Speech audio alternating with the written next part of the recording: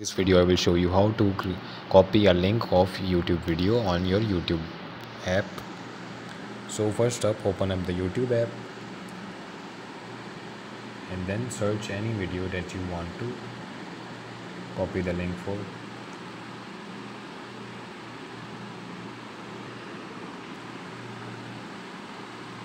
Search for anything